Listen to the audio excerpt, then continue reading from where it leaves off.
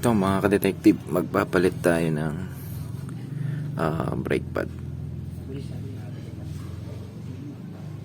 Una natin gagawin ay tatanggalin natin itong kanyang front tire. Baklasin muna natin itong kanyang axle, bolt and nut. Yan, gagamit tayo dyan ng 19mm flow socket wrench. Yan. Dito naman sa may brake nya, gagamit tayo ng 8mm. Yan, para matanggal natin yung tornilyo.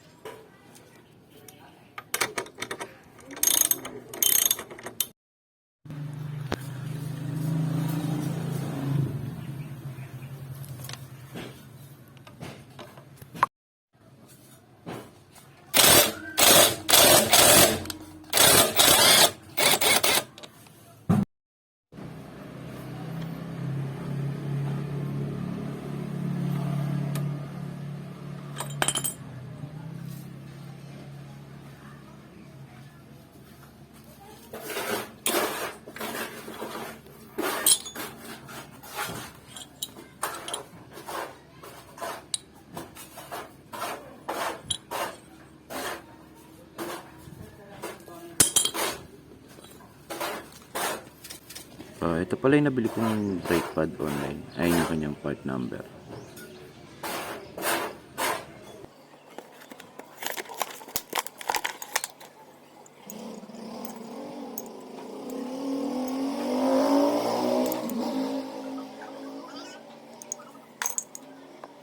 Ito palang ano na to, parang holder niya.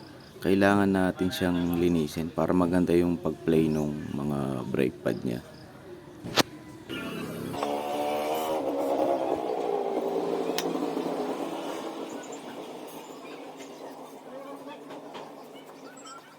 Ito, nalinis na natin yung ano niya, mga dumi, natanggal na natin. So ngayon, bago natin ilagay yung bagong set ng brake pad, kailangan muna nating itulak tong piston niya pabalik, pag ganun. Kasi makapal na ngayon, bago na yung brake pad niya, kailangan bumalik to sa dating posisyon niya. So ang gagawin natin dyan, gamit na, takpan mo lang na ganyan. Tapos iipitan mo ng vice grip dito, ganun. Ayan, inipitan ko lang ng ganyan. Ayan, suporta ng basahan. Tapos press mo lang. Ayan, naitulak ko na ulit yung kanyang piston. So ingatan nyo lang, huwag bagasgas to. Sa akin, ayan, nagasgas na. Ito, natanggal yung basahan. So, ayan. Ngayon, pwede na nating ilagay yung kanyang bagong brake pad. Yung nabili ko pala na ano, masikip yun dito. Ayan. So, ang gagawin natin ngayon ay ililihain lang natin or i-grinder yun dito para makapasok dito. Sumasabit kasi dito. So, try ko lihain. Or pwede rin yan i-grinder para mas mabilis.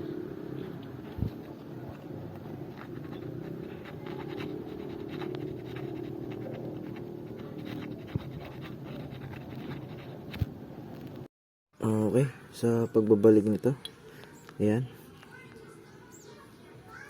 dikitin nyo lang.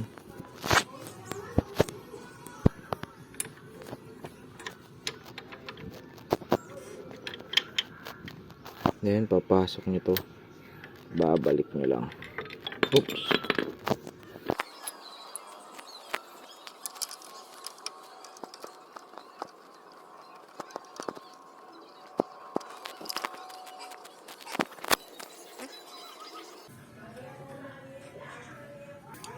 Bago nyo higpitan dito, siguraduhin nyo muna makakapasok yung ano, sikwatin nyo lang. Siguraduhin nyo makakapasok yung ating disc pad o yung kanyang ano, disc plate. Disc pad tuloy, yan. So ayan, so pwede na natin siyang higpitan ngayon dito.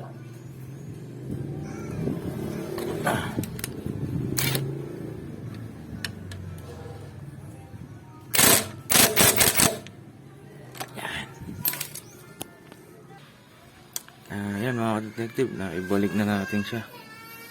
Palitan na natin ng bagong brake pad. So, ganun lang yun.